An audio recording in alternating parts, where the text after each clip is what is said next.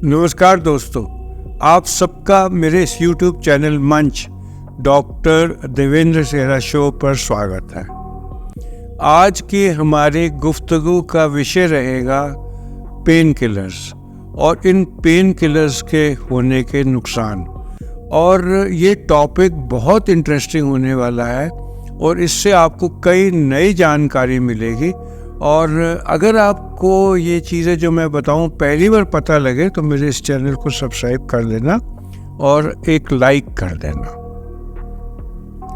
दोस्तों, pain killers हमारी ज़िंदगी में बहुत कॉमनली यूज़ किए जाते हैं और कई लोग तो डेली इसको एक आदत बन के ले लेते हैं क्योंकि इनसे रिलीफ मिलता है। लेकिन आपको पता होना चाहिए कि इन पेन किलर्स के बहुत साइड इफ़ेक्ट होते हैं।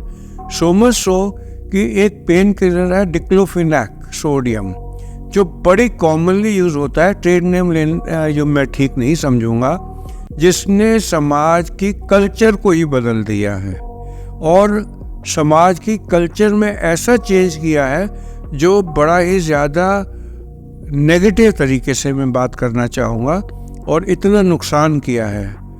देखिए, जो भी इंसान आया है उसको दुनिया से जाना है और हर धर्म में पर्सन के जाने के बाद अलग तरीके से उसका दाह संस्कार किया जाता है। हिंदू लोगों में क्रिमेशन किया जाता है, मुस्लिम्स में जो है वो बॉडी को बरी किया जाता है, और जो पारसी लोग होते हैं उनमें ये मत है कि जो बॉडी है अगर आफ्टर डेथ ये इम्प्योर हो गई है और इसको धरती में गाड़ना या जला के अगर इसका धुआं दुनिया भर में फैलाना एक इम्प्योर काम है और बॉडी ने अपना काम कर दिया और मृत्यु के बाद इसको कोई यूज़ किया जाए तो वहाँ टावर्स ऑफ साइलेंस बनाई गई हैं जो बहुत ऊंचे लेवल पर जाकर बॉडी को छोड़ दिया जाता है, जिससे कि गिद्ध और चीले वगैरह इसकी बॉडी के अंग को खा ले ताकि किसी का फ़ायदा हो और धरती पर अशुद्धता ना हो।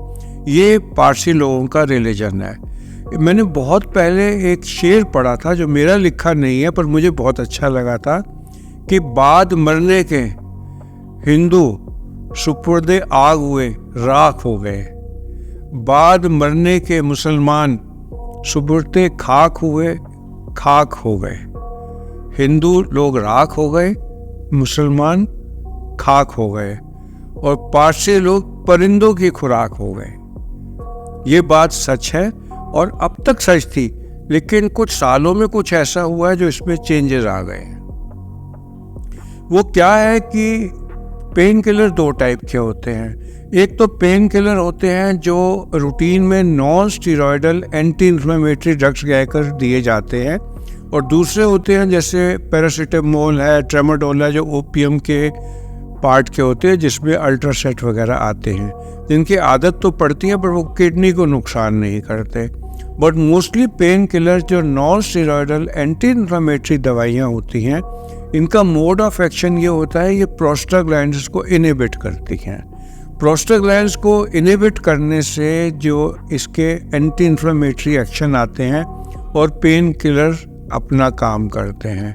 बट ये बड़ा अनफॉर्चुनेट है कि प्रोस्टाग्लैंड्स कुदरत ने शरीर के लिए बनाए हैं तो ये अच्छा काम भी करते होंगे, तो वो अच्छे काम को ये रोक देते हैं पेन किलर जो non steroidal anti inflammatory drugs होते हैं, जैसे कि नेप्रोक्सन होता है, जैसे कि आइबुप्रोफेन होता है, जैसे कि ये एटोरिकॉक्सिब होता है, टोरिकॉक्सिब होता है, जैसे कि मैंने अभी बात की आइबुप्रोफेन होता है, ये डिक्लोफेनाक सोडियम होता है। तो इन दवाइयों से जो प्रोस्टाग्लैंड्स है वो इनहिबिट हो जाते हैं और प्रोस्टाग्लैंड्स का पाथवे जो है हमारी स्टमक की म्यूकस लाइनिंग में भी हेल्प करता है, वो प्लेटलेट की एग्रीगेशन में भी चेंज करता है। और सबसे इम्पोर्टेंट बात यह है कि प्रोस्टाग्लैंड्स जो है ये केमिकल मैसेंजर्स होते हैं हमारी किडनी के लिए, और प्रोस्टाग्लैंड्स की सिग्नलिंग जाने से जक्स्टाग्लोमेरुलर अपरेटस या और बड़े किडनी के पार्ट होते हैं जिससे कि अपना काम करते हैं। जब आप पेन किलर देंगे तो ऑटोमेटिकली म्यूकस मेम्ब्रेन जो हमारी स्टमक की है वो कम बननी शुरू हो जाएगी, ऑटोमेटिकली हमारे ब्लड वेसल्स पे असर आएगा और हमारे किडनी में डैमेज आ सकता है। इसलिए लॉन्ग टर्म ये दवाइयाँ देने से किडनी में डैमेज आता है, ये प्रूवन है। एक छोटे टाइम के लिए आप non steroidal anti inflammatory drug जैसे आइबुप्रोफेन दे दो, डिक्लोफेनाक दे दो, या इसकी और जो सिस्टर ड्रग्स आई हैं वो दे दो, तो नुकसान नहीं है।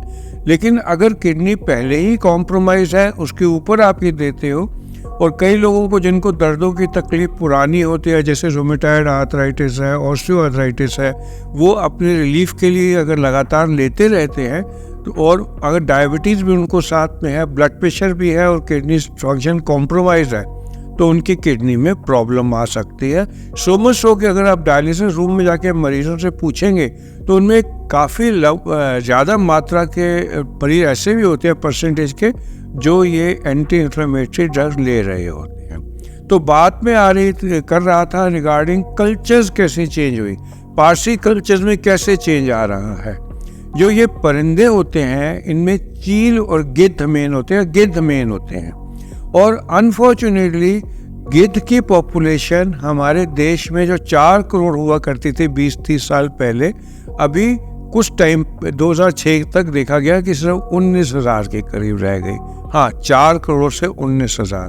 और उसकी वजह क्या पाई गई कि वो खाने के लिए, अपने मील के लिए हर तीसरे दिन दूसरे दिन जब वो ज़मीन पर पड़ा किसी कैरकैस, कोई बॉडी खाते थे किसी जानवर की, जैसे गाय की, भैंस की, तो ये जो उसमें डिक्लोफेनाक सोडियम होता था।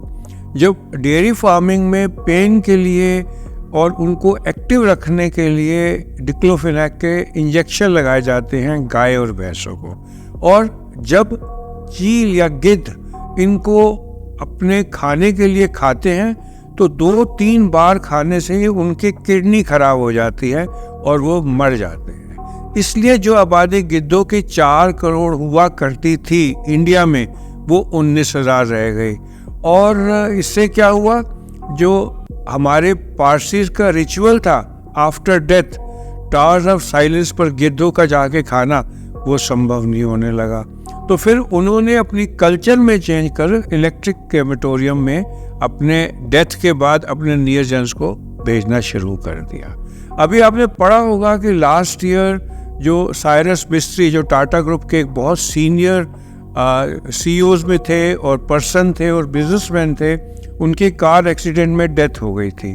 तो उनको rather than going for tower of silence और प्रॉपर रिचुअल, इलेक्ट्रिक क्रेमेटोरियम में भेजा गया।